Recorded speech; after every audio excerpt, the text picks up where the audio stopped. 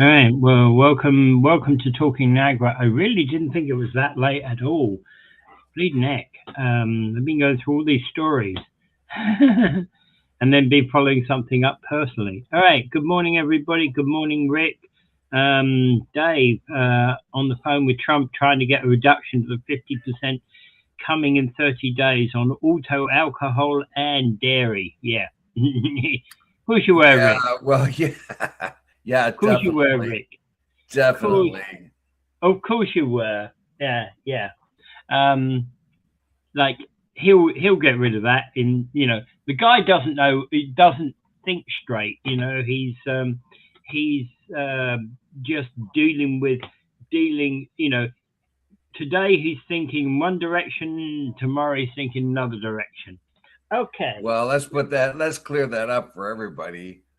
Trump his people have drug up a 1930 law, built put in that into 1930 to deal with what they thought was the depression. Basically, it was a protectionist act by the U.S. government that made things worse worldwide. By the way, like the Smoot-Hawley stuff back then, it made things much worse. And Trump's found that old law, 1930, which he thinks will justify putting even more tariffs on Canadian goods.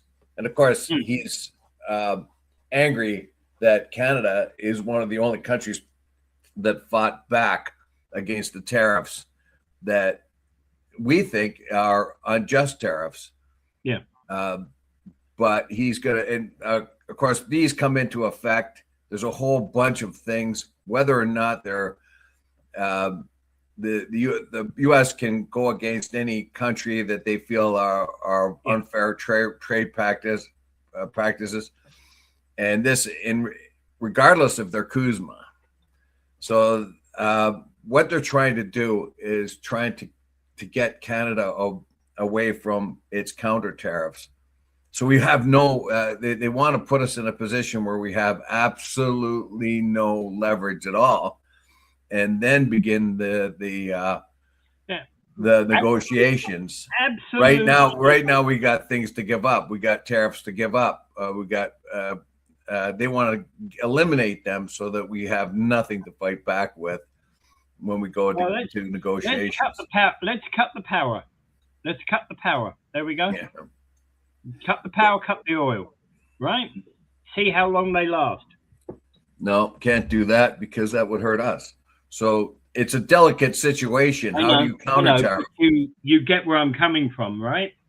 Yeah, it's a very, very delicate situation here. How do you counter tariff without hurting Canadians? Yeah. And right now we go to Europe, we go to other markets. Yes, but that takes time, and we are not going to fill in. We'll never be able to. And besides, stop our trade with the United States because. Oh, I know. Because the United States wants, as we've seen, most of the states in the United States want the Kuzma thing to continue. Yeah. Trump is using these things as leverages to get better deals. What he really wants to do is his coffers are empty, so he needs to tax Americans on Canadian goods. And of course, that makes it harder for Canadians to sell things in the United States, but it fills up the coffers pretty good. When he had the illegal, when the Supreme Court took away his tariffs that he had originally put on throughout the world, they have to pay back, but they had accumulated already up to $300 billion, which sounds a lot, but it is a lot, but it really didn't make up for the amount of revenue lost by the big, beautiful bill. Yeah. So they got to try to make that up. I mean, if they want to hand out tax relief to everyone, that makes them look like heroes. But how do they make up the revenue? Yeah. And he feels that the tariffs will do the thing, which is really just a tax on American people. It sounds good. Oh, I'm going to put a tariff on you, Canada. I'm going to put a tariff on you, Canada, which just means that the Americans that are buying those things Yeah, and you see, will have to pay more for it. Yeah, but you see, here's the thing: if I'm a Canadian, I'm buying product A, I pay $100 for it. If you're an American, and you're buying product A, you pay $150 for it. I'm good. Well, yeah. Well, yeah, I'm because good. You're bad. yeah, you know, and the American public, he is, of course, the administration is very comfortable with the ignorance of the average person who thinks it like, yes, of course it's going to hurt Canada because Americans are going to buy less if we sell them because it costs more. But on the other hand, the Americans that really need some of this stuff will have to pay more. The United States is in a situation right now where the economy is very good, very resilient, but the average person is losing ground fast. Yes. The average person, the economy will be the big thing coming up in the next election if that's not solved. And the current administration can rightly say, well, look, here's the numbers. They look pretty good. But the average person is saying, yeah, on the surface, it looks good. But we're hurting because the inflation and the amount of things we have to pay for are going up faster than the relief than the economy is matching. So the economy is doing very well for the higher end earners in the United States right now. But those 70% below that line are suffering, the average everyday person, the average mechanic, plumber, the guy that works in the office, even the GM guy on the line, who makes a pretty good wage and benefit and all that other stuff, finds that his wages are not catching up to how much they're paying. Even though inflation came down somewhat in the States in the last month, and that was due to for the brief period of time when the war was over and gas prices came back down for a little while. They didn't really come down. They only came down to less than the high, So I don't know. This current administration. Okay, so what this rule says, Section 338 of the Tariff Act 1930, is an emergency trade authority that empowers the U.S. president to impose additional duties up to 50% on countries that discriminate against U.S. commerce. So he's using this because we've taken products like whiskey, U.S. whiskey off the shelves. Yes, all but two provinces, Alberta and Saskatchewan, have not done that. Probably because they didn't want to irk the U.S. They sell a lot of stuff to the U.S. like potash from Saskatchewan, uranium from Saskatchewan, and oil from Alberta, and probably beef products as well. But anyway, he's found this obscure old part of the 1930s response to the Depression, basically. Yeah, or the looming Depression. Well, this is part of the New Deal, isn't it?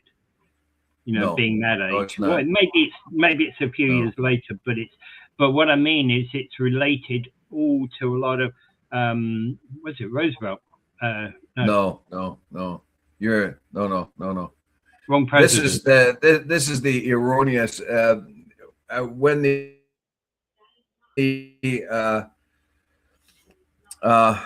when the stock market crash happened in October 1929, the U.S.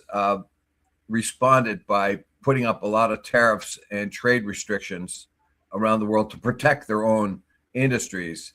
It had the opposite effect because what had happened is once they put up the trade barriers to protect themselves, every other country did the same thing, and the world economy went flat, and they could not recover. It took a world war to recover. And so this 1930 Act was just one part of all that, I think. Yeah. And it's never been used. It's never been used, never had to be used. And we don't know how it will be supported in court. We saw that the tariffs that Trump wanted really bad, the Supreme Court knocked them down because they were unfair and illegal. Yeah. Even a mega stacked even a MAGA stacked Supreme Court voted against it, which was amazing to me, you know. Yeah. So we don't know how the law will respond to this nearly 100-year-old law that's never been used. Mm-hmm. Yeah. All right. Okay. So let's come back to some local things, unless you've got anything else on there. We've got a whole bunch of comments. Yeah. It's just, anyway, it's going to hurt us. And that's the whole thing. It's being signed yesterday. Canada is, we have current, well, what do you do when you have a predatory type president who wants to go around putting tariffs on everything to make up, that's the leverage they have. Oddly enough, they're hurting the U.S. people. The U.S. small businesses are the ones that took the administration to court. Small businesses were the ones that took Trump's first tariffs to court and won in a mega heavy Supreme Court.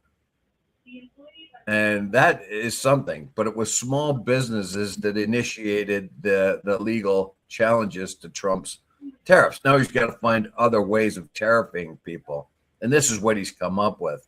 We don't know if this is going to hold much in court. It comes into in 30 days time. It'll face legal challenges, but that'll all take time. Yeah. All right. Okay, so let's get on to what was originally going to be our opening item. Migrant farm worker deaths in Niagara brought up this whole issue by Migrant Alliance for Change again. A 39-year-old Sinu Garcia, a migrant worker in Niagara-on-the-Lake, died at work, and it's brought up renewed calls for stronger protections for migrant farm workers in Ontario. Labour advocates could argue that her death was not an isolated incident, but part of a much broader pattern of workplace fatalities, injuries, and inadequate protection affecting temporary foreign workers in Canada. Well, let's be clear. It didn't work. He didn't die on the job. He got killed by a drunken driver. He got killed by an impaired driver. As you know, a lot of the migrant workers get bicycles and they pedal around when they're hours off, just to get away from the farm. A lot of the farmers supply them with bikes and they go around. Now, the very first thing you notice, none of them have helmets, right? None of them have helmets. The bikes in which they're pedaling don't have reflectors on them. Mm. The number one thing that they don't even address in this is and I think a previous farm worker was hit as well on a bicycle and killed. So that what they don't mention here is the very simple fact that these guys are on bikes without reflectors and without helmets. And without this fellow that died by being hit by a drunk driver or an impaired driver, if he'd had a helmet on, did he or did he not have a helmet on? And if it was a brain injury, could he have made it past that with the brain injury? I have a feeling when you get hit by a car with a bike, you're looking at severe brain injuries and stuff like that. So that's the first thing I would issue. The very first thing, you have bikes, get reflectors on them, and get helmets on the guys that are riding the bikes. Yeah, that's the very first thing. I'm sure that there are other safety things in and among the farm work that you can improve. They don't have a union chief or anything like that, so it's up to the government inspectors to get in there and make sure that the safety is up to snuff. Well, okay, the farmers are not the farmers, when they're doing the farm work, it's against the farmer's interest to have a hurt worker. Even if the guy twists his ankle and he's out of commission for a while, that's costing the farmer money if you want to get it right down to cold facts. Oh, yeah. Well, you got to ask the question. Okay, so I read this assuming that he died on the job. Okay, wrong assumption from my viewpoint, but thank you for clearing that up. But again, why then the hoorah if he didn't die on the job? Okay, so yes, I accept that having properly equipped bikes is a good thing. But again, in part, isn't it up to the rider to actually do that? Yeah, if it's available to them, though, is it really available to them? Yeah, well, I don't know. Don't know. So that's my question: is it available to you know to the if they can they get a helmet? Can they buy one? Like, I mean, the farmers, is that farmers' responsibility to get them a helmet? There's also a question here about bike lanes.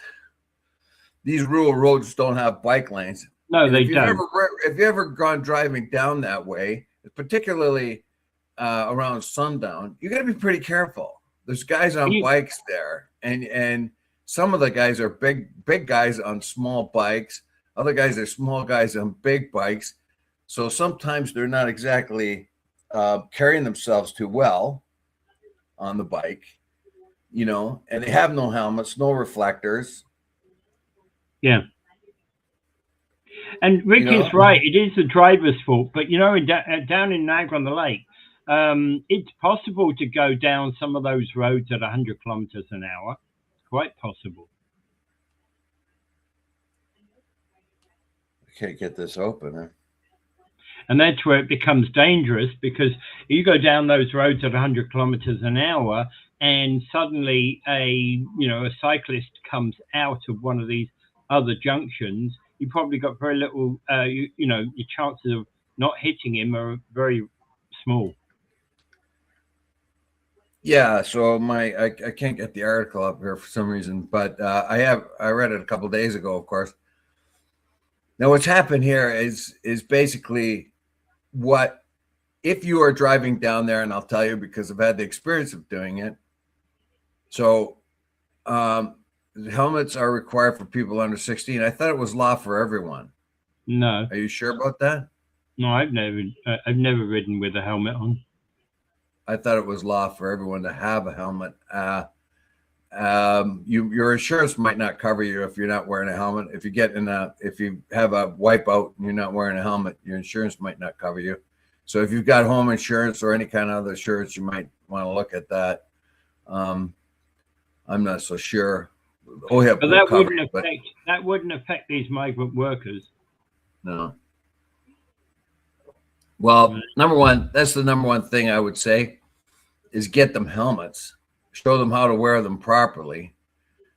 Whether they wear them or not, once you give them the helmet, if they don't wear the helmet, there's nothing you can do about that. But make sure that they're available for them, and make sure the bicycles are up to snuff. How do you tell a grown man, hey, be careful how you ride your bike? And now in this particular case, the farm worker was killed by an impaired driver. And that is entirely on the driver, as Rick points out, right? Yeah, this was the driver's fault because he's impaired. But I'm telling you that it's having driven down there, particularly when on low light conditions, you get surprised by suddenly coming across a guy on a bike, and he might not be on the side shoulder. And there is no bike paths there either. That would be a good thing to put.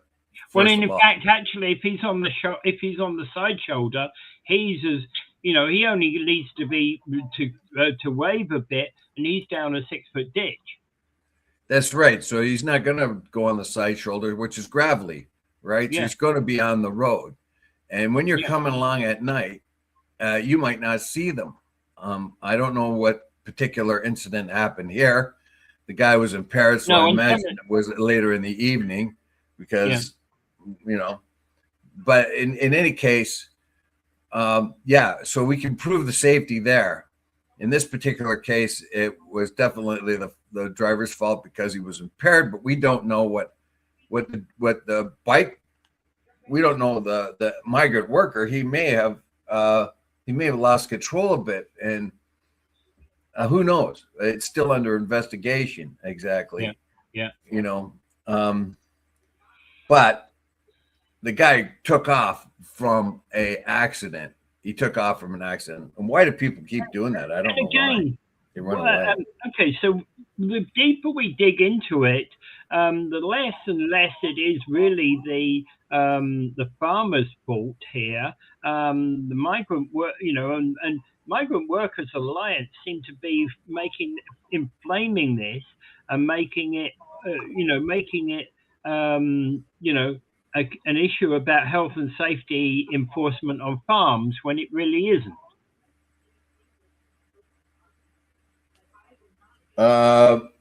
Yeah. Well, they're talking about general safety for the farm workers all in all. And for some reason, this article just will not come up for me. Yeah. And so I wanted to check a few things. Mm. And some of these articles, they do this to me once in a while. The review makes me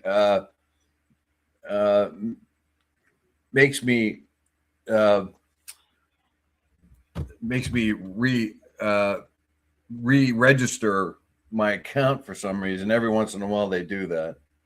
Yeah. Well, I get to some of these ones and I actually put them in ChatGPT rather than try and wrestle with the browser. I have usually no problem because I've got the subscription. So yeah. All right. Anyway, if there's nothing else to say about that, I think we'll move on. Got a couple more comments. Well, there's all kinds of shit. Yeah. The trouble with Niagara Lake roads is they drive like madmen. Yeah, it's true to some extent, and they're dead flat and straight roads, and they go on for like 7 or 8 kilometers, and you can see the entire length of the road, which is what encourages people to put their foot down. There, finally got it. Oh. What was your? Every once in a while, it doesn't believe who I am, and I have to tell it that I am that guy. So I have to go through the process of putting in my password and everything else. That happens once every few months, even though I have a subscription. Yeah. Well, probably because it thinks I'm camping on your machine and imitating you. I don't know. Other things have gotten worse and worse and worse with that security stuff. I was using a bit of software the other day that, it just went, actually, this piece of software has logged me out 3 times in 3 days, whereas it didn't log me out for 3 months in a row. Okay, so basically what's happened here, and now I finally got the article up. I read it a few days ago, but anyway, so the Niagara Community Legal Clinic launched a petition July 7th on the Migrant Worker Alliance, urging local counselors, provisions to take action to prevent future deaths of migrant workers. So they've used this as a segue for other problems that the migrant workers have. Now, the petition demands funding a migrant worker safety and support plan that includes safe and free transportation, road safety improvements, emergency support for families after injuries and deaths, permanent funding for legal support, health services, community. So, of course, they've taken this and segued it all, and I really do agree with all the road safety things and the transportation stuff. But on the other hand, what the farmer will do is just take away all their bikes. Yeah. Right. That's what they'll do. They'll just take away their bikes because they're the ones that give them the bike. So, okay, you can't have a bike. And make them wear reflective equipment. They might not want to wear their work stuff when they go out on their bikes. Now, as far as Garcia was cycling home along with a friend on concession 6 near line road 4, Well, I know from that some area. I know that area hydroponic quite work. well. Yeah. Yeah, so I know the area, right? I've been down these Yeah. roads many times. Oh yeah. When a driver Absolutely. struck him, and when a driver struck them and died at the scene, leaving two daughters, 19 and 20, and a wife who was also working at St. David's Hydroponics. Um, okay, Gavin DeVries, 22 of Niagara Lake, was impaired operating, caused failure, etc. Anyway, so I wish they would keep this simple. Anytime something like this happens, they use it as an excuse to dump all kinds Of of stuff complaints onto. and Yeah. issues. Yeah. They should stick Absolutely. to the one main one right now. Let's make sure that they have safe transportation. How about that? Make sure they have helmets, bikes with reflections, maybe areas where the bike paths or whatever else. Let's concentrate on those things, the things that we can do, the low hanging fruit. Get them helmets, get them bikes with reflectors on them. Uh, Educate the people in and around there. Put up signs. Watch out for guys on bikes. Yeah. Anything of that kind. We can do something of that kind. But instead, what they do is they flood the zone, which mixes up everybody. And tomorrow, or the day after, or a week from now, the guys that are on the bike still don't have helmets. They still don't have reflectors. And there still isn't signs up warning people that there are people on bikes around. Mm-hmm. Yeah. Because they're just so mired in everything else. So let's go for the low hanging fruit. Let's fix what we can fix, I would say. Well, the city needs. I think the signs on the road saying "Beware of bicycles" is an important thing down those rural roads. It's so Yeah. easy to go out. It's so easy to just lead foot down those roads. Oh yeah, they're wide open. They're a long Yeah. stretch. Oh I've yeah. done it myself. Yeah. I, You, I, you I exactly because you can see 5 kilometers ahead of you, and there's not a thing on the road, right? So yeah, it's easy to to use the lead foot. yeah. Actually, if depending on how young you are, it's almost impossible not to lead foot it down there. The Yeah. invitation is right there. The Yeah. testosterone starts flowing, and what are you going to do? Wow, it's wide open. I'm going to rip. Yeah. Oh yeah. Absolutely. And I get it, but you actually don't think about these other things that you know about people coming out of side roads. Okay, all right. Um, moving on. Iran's supreme leader threatens to teach the U.S. an unforgettable lesson if these attacks continue. This was an old article. It came from from Sunday, but the comments came hours after negotiators said Tehran was suspending its comment. Sorry, after an interim deal had been signed about a month ago, and they were suspending that deal. Well, this was being predicted by many pundits that there's the only thing that uh, the U.S. got itself into a real fix here. It jumped on the attack. Now, what the Israelis did, they have done before. They've come to the United States and says, "We're going to attack Iran, or we're going to attack so and so. If you're in, you're in. If you're not, you're not. Too bad." What Obama did, what Biden did, what even Bush did, we say, "Okay, go ahead," and called the bluff. Trump, in his infinite wisdom and his got sucked in. Of Yeah, course, we've mentioned this 100 times before. Got sucked into the war that other presidents didn't get sucked into, and so they have a forever war going on right now. yeah, This, I mean, there's a lot of conspiracies going around that Israel is making sure that this war continues by sort of helping the U.S. and not helping them, and helping Iran and whatever else to keep the war going. They want the U.S. there, constantly fighting Iran for them. It's costing the U.S. enormous amounts of money, and they didn't plan it well because obviously, what did Iran do? It closed the Straits of Hormuz and affected world economy, yeah, which makes which makes the U.S. administration look extremely foolish. He did. And then when the greatest and hugest, most military brag, we won the war, it was a kind of premature. It was kind of like George Bush when he was claimed victory in Iraq, when he was on the that battleship. When he says, "Oh, we won the war," and then the war goes on for another 20 years. Yeah. And this is the same thing happening here. And like they claimed they won the war in Afghanistan, and they just got out of there a couple of years ago. So now somebody's creeping in there. The only people that are happy about this is the people who are making money selling arms.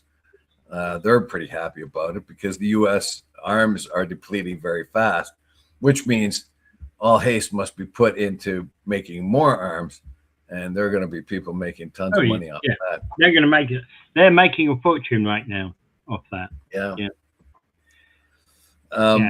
But the threats by the Iranians, they didn't really have a whole lot of teeth. You see what they're doing here is they're hitting any country that has American facilities on it, American military facilities. They're doing a lot more damage than the U.S. press or the U.S. administration is going to say they are, because the first casualty of war, of course, is the truth. So even when you're winning, even in the Second World War, when you're winning, you didn't tell anybody about the things you didn't do well. You covered it up. Vietnam was the war they couldn't cover up, and we saw what really happens in war in Vietnam, didn't we? Yeah. There's a lot. Well, in fact, actually, Vietnam War was an oddity because it was one of the few in history where you had TV crews almost following armed divisions, didn't you? Yeah. You had a lot of coverage, worldwide coverage from the U.S., Britain, Australia, everybody, and the questions of that war. There wasn't a battle in the entire Vietnam War that wasn't on the news that night. Yeah, and everybody saw what war was really like.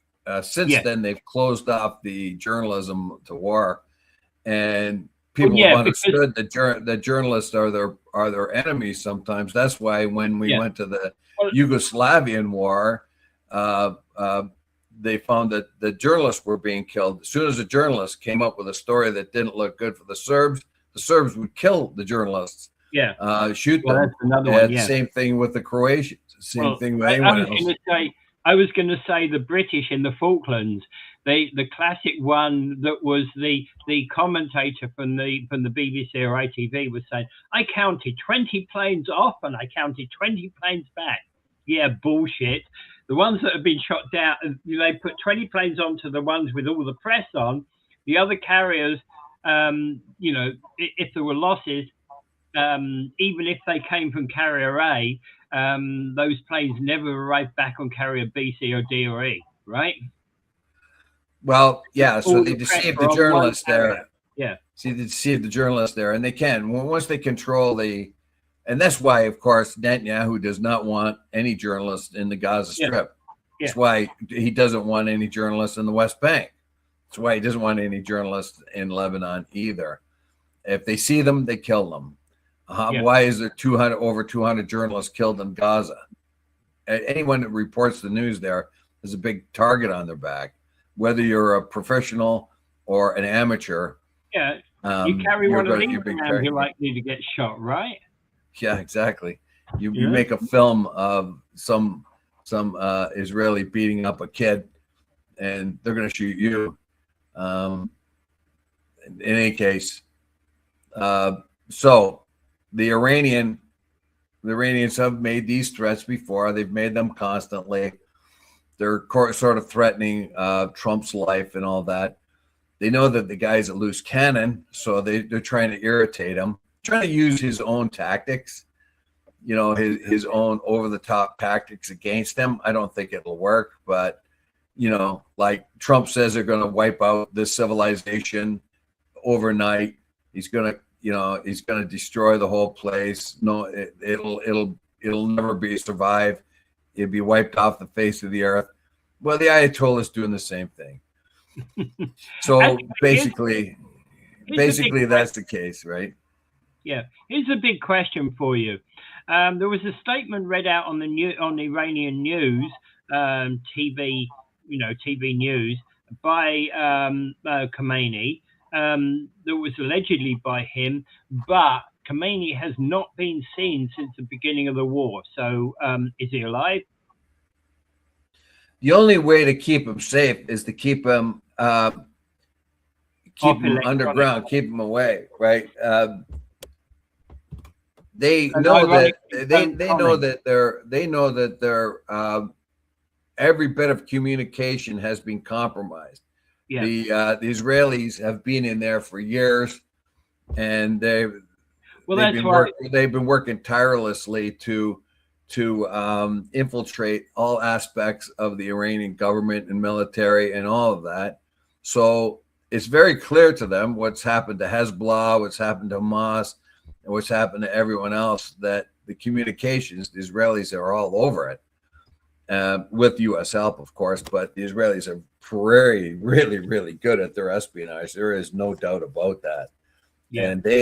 And the Iranians know the only way to protect the Ayatollah is to make sure he doesn't say one thing out in public anyway. Out in public, because that is traceable. Yeah, because in fact, actually, it's a lot safer for him to issue an edict and have that read out on the news, because nobody's going to attack the newscaster, and they haven't a clue then where the Ayatollah is. And that's probably safest for him, right? Well, after they wiped out, I think they wiped out as many as 130 of the commanders in Iran in that first wave, including the old Ayatollah. They one of the naval commanders in the south, he took over and he started operations against the Allies, and he texted his daughter or something like that. He made the mistake of texting his daughter, and then he was killed. Yeah. So even that little thing, they're on top of it. Yeah. So he texts his daughter. Next thing you know, he ate a missile. Yeah. So everybody's very, very going to be very, very careful about their communications. And that is probably what they're doing with the Ayatollah right now, the current Ayatollah. Yeah. Right. But anyway, the Iranians are doing, I think, right back to the U.S. what the U.S. is doing, basically. When the president of the United States says they're going to wipe out the complete civilization, the civilization is 3,000 years old. He's going to wipe it out overnight. So the Ayatollah comes back and saying stuff that won't happen either. Like, you don't know what we have. It's going to be very dangerous for you and all that. We're going to really go back to you. Part of that is for their own propaganda, and part of it is to, I don't know, just to look tough. And if Trump thinks he can wipe out our civilization, we'll say, well, we can wipe his out too, Yeah. Well, and I get it. I really do. Why they would be saying that, because you don't want to look weak. Okay. So I wondered about this. Okay, so local shooting, 2 suspects have been identified. And when I read this, I thought to myself, they're looking for somebody driving a white SUV, and it happened at Thorstone and Dorchester area. And wasn't there an issue a few months back about at Thorstone and Dorchester as well, involving a white SUV? I don't remember that, but it's about a stone's throw from where I'm living. Yeah, I get that. I think it was the apartment building. They say home, but I think it was the apartment building, because there's no homes there. It's just an apartment building, and the pictures of the car and the 2 people that were involved in the shooting is right beside the restaurant there, Chuck's Roadhouse, I think it's called. Yeah. And you can see the umbrellas from the outdoor, from the outdoor cameras there. So they're walking by the umbrellas that are set up for outdoor people eating outdoors there, and the apartment's right beside it. It's the only place they could have gone in. So they went into the apartment and they gunned this guy down. I've since found out that guy was Snowden. His name was a tattoo artist. Okay. Yeah. And yesterday, a lady showed me a tattoo on her hand that guy did. Okay, that's why would a tattoo artist be a target? Well, he's probably more than just a tattoo artist, obviously. Yeah, well, absolutely, because it's like that. Just it seems an odd thing, yeah. You start to ask questions, don't you? And tattoo artists are on the fringe of society often, or they seem as if they are. Maybe we paint them as if they are, but probably they are less and less today than they have been. Because almost everybody has tattoos. You even see very respectable people with tattoos these days. Well, one thing I got from my uncle, I was glad my uncle.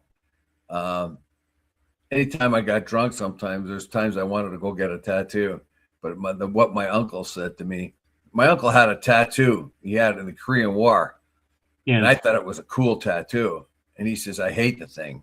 He says, it went on. When I was 17 years old, I thought it was cool too, or 18 or however old he was. He was in the paratroopers, right? Got a tattoo.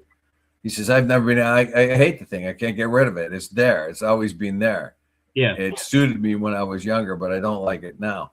And so and that's the point, isn't it? He said to me, anytime you think about getting a tattoo, think about what I'm telling you now. And it always happened. It always happened. I remember being in Denmark and seeing all these cool, they had tattoo shops like crazy, way earlier than we did. I remember walking around in Copenhagen thinking, oh, that's a pretty cool tattoo. I'm going to get that one. And then my uncle's voice, and I'm drunker in hell, and my uncle's voice comes into my mind, okay. So I'm very glad I never got a tattoo, but I don't know. I got nothing against them. I don't care if you got a tattoo, but I don't care to have one. Thank you. Yeah. It's the same with me, actually. I've been exactly that way. It's like one of the first places I really encountered a tattoo was there was a rock album that if you unfold it, a double album, that if you unfolded it, the outer cover was a tattoo on both the front and back of a man's back. I think it was a man anyway. It was a whole beautiful tattoo, and you look at it and you go, wow, that's the type of artwork that we need to peel the skin off the guy when he dies to save the artwork. Well, let me just warn everybody here. Something I ran into when I was in Southeast Asia there. People like to start getting tattoos, and they usually get them over here with religious symbols, Buddhist and other religious symbols of Southeast Asia. They're mostly Buddhists there. Be very careful what kind of symbols you get on. They look neat, but they could be insulting to the people in Southeast Asia because they're being used in an inappropriate way. Yeah, there was, as you remember, I don't know if it was a Canadian or American. He got in a whole lot of trouble for putting tattoos on people in Southeast Asia that were insulting to the people's religions there. Yeah, they look neat, so you put them on your body, and they are actually insulting or out of place because they're religious and very, very important symbols, and people flash them around as if they're decorations. That's insulting to the people. It makes them feel bad. So don't go ahead and do something like that before you know clearly ahead of time. The philosophy has got to be on that sort of thing is don't put words on your arm that are in a language you can't understand. Yeah. Well, let's put it this way. If you put a swastika on your arm in Southeast Asia, it makes a whole lot of difference there. It's a holy and religious symbol than if you did it in Europe. Yeah. Oh yeah. As I said before, in India, I saw a temple that had Star of David's and swastikas on it. Yeah.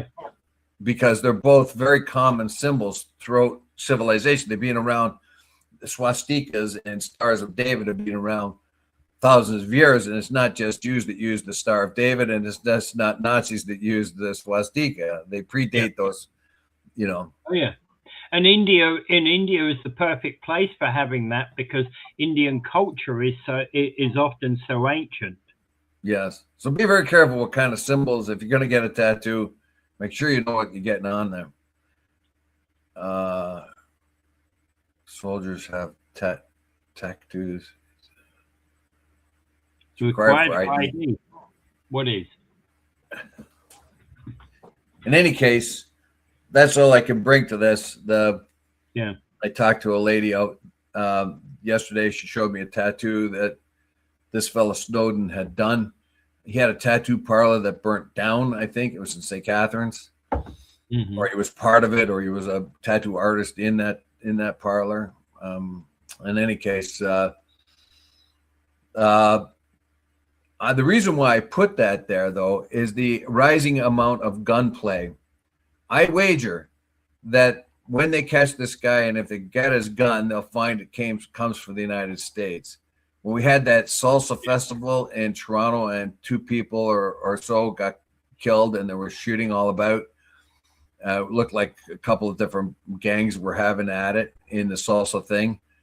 The police spokesman said that 82% of the guns that are in Ontario crimes come from the United States. 82% they've recovered come from the United States. Yeah, absolutely. Yeah. So I would say leave the legal gun owners alone here in Ontario or the rest of Canada, and put maximum pressure on the borders. That's what I would say. Do not spend a whole lot of money going after people that are most likely not going to take their 1920 revolver out and do some damage, or whatever else guns they have hidden, put properly in gun boxes and all that. Leave them alone, basically, and take the money and the resources for that and put it on the border, because that's where the guns are coming from. Yeah. All right. Big argument on CBC News yesterday. I think it was yesterday or the day before. Basically, Rosemary Barron versus Tiff Macklem, and Rosemary basically said ordinary people are bleeding out when Tiff was talking about certain aspects of the economy, and particularly in relation to measures that are made against inflation.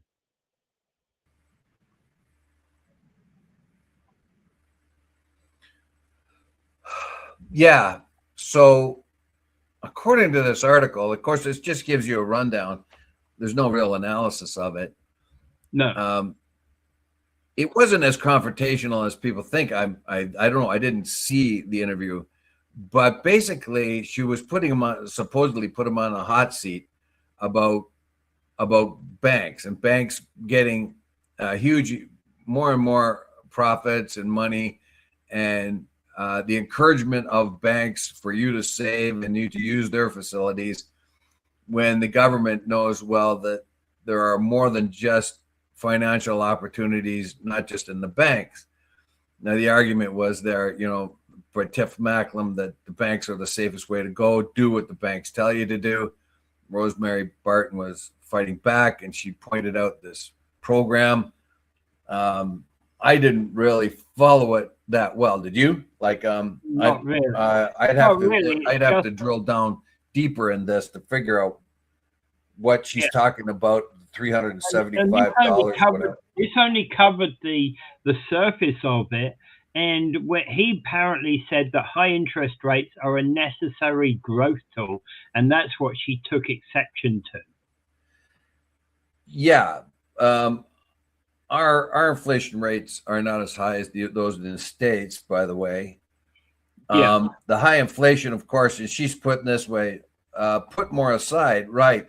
So of course he's saying, well, you got to put more aside, be a little more disciplined with your spending, and put more aside. So I can understand what Tiff Macklem is saying here. Canadians have very bad spending habits by I and large. also understand They have been they have been encouraged to spend more money than they have had for a very long time. And that's the banks are doing that, assuming that you can catch up in time. And as I've said before, the target is 40%. 40% of what you make, they want you to be owing, on that. But again, now, go ahead. Again, it's easy for an economist like Macklin to actually talk about the need for saving, and Rosemary Barton here is also being very practical, because she knows if you've got only $20 left as once you've spent out your money at the end of the month, you're hardly going to save it, are you? Well, yeah, she puts it this way: put more aside. Right. That is your advice to 54% of Canadians who told FCAC last year they cannot keep up with their basic financial commitments. Yeah. To the 34% who are borrowing money just to cover groceries and hydro bills, put more aside from what exactly, she said. Yes. And yeah, but basically, I think people's poor spending habits have put them in the hole. So what's going to happen now? How do you get out of a situation where you're constantly in debt because you've had poor spending habits? And that's what he's trying to imply here. You got to be a little more disciplined with your money. But she's saying, if you're already in that hole, how do you get more discipline? You don't have any more money left. Yeah, exactly. So how do you do what comes first, the chicken or the egg? Yeah, and exactly. It's like you've got to eat, or you're going to save some money. Well, you're going to eat every single time, aren't you? Year after year after year, the financial institutions, the banks, have encouraged you to borrow and borrow and borrow. Yeah. Now, when we're in an unstable and economy, basically they're saying, "Oh well, don't do that anymore. Be a little more disciplined. Save some money." Geez, I don't know how many guys I work with that could have been really, really in good shape if they had any kind of idea how they were spending, because they want it now. They want it now, so they're going to buy it now, and they get into debt, and then they can't crawl out of it. And I think Tiff Macklem is very clear that, all these things that the bank has let you do in the past, borrow, they don't want you to do that anymore because they're uncertain whether they're going to get any of that back. And we have found ourselves in a situation, not only our government overhead in debt, but our people are overhead in debt. Yeah. And that's because we've been encouraged to spend what we haven't had, like don't pay a cent event kind of thing. People go and buy, the big, huge color TV, the blah, blah, blah, a few other things. No, don't pay a cent event. A year later, they have to pay for it. They can't afford it. And then they begin to pay crushing interest rates on top of it. Mm-hmm. Yeah, and all of that becomes problematic, and I think basically what Tiff Macklem is saying, you got to be a little more disciplined, and what she's saying, how can you be disciplined when we're already in the hole? How can we be disciplined with something we don't have? Yeah, exactly, and she's thinking about the poorest people in Canadian society. No, actually, every middle class person too. She's the 34% she talks about who are borrowing money, but the 54% of Canadians who, anyway, the FACA. I gotta find out what that means. You posted the article, did I? I don't know. Can't remember. I think it was you. So, what is the FCAC?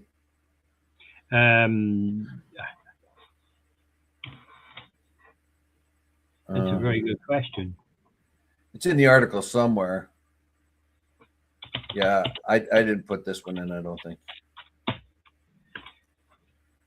Right, Federal Financial Consumer Agency of Canada. It's a federal Yes. government agency that protects financial customers, supervises federally regulated financial institutes such as banks and credit unions, and promotes financial literacy. The idea being that it will guarantee your deposits into your bank, and stops banks from collapsing, as they well known to do in the US. Yeah, here it is. Yeah, the Federal Investment Access Program has been available since March. And what it says here, open to every Canadian citizen and permanent resident in this country. The minimum to get started is $375, no advisory fee.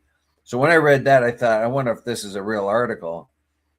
And I'm not trying to suck anybody into putting this, but it's not telling you that you're going to get something for nothing. So, but she really lays into them on this one. Basically, like she's saying, I'm referring to the fact that there's other tools involved, but she really rips into them. I know exactly the role they play. Talking about the banks, I've been covering this for 20 years. The role they play is taking more money out of ordinary Canadians' pockets through fees, interest margins, and penalties, while paying their executives bonuses most people will never see in a lifetime. That is the role they play. And Tiff Macklem responds by, this kind of rhetoric is not helpful to anyone. And she says, you know what is not helpful? Pretending that the only financial tools available to Canadians are the ones the banks are selling. That is not true, and it has not been true for a while now. I am just tired of nobody saying it. So basically her argument, according to this article, is there's alternatives to the banks. Yeah.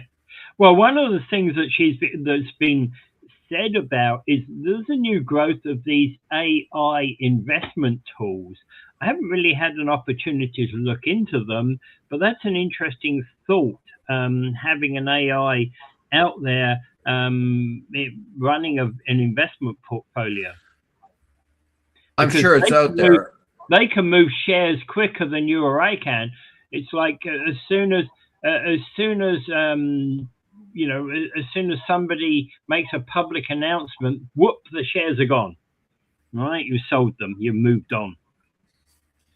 Well, the problem with that is you have to make sure that your particular AI has the amount of data that everyone else has. Yeah.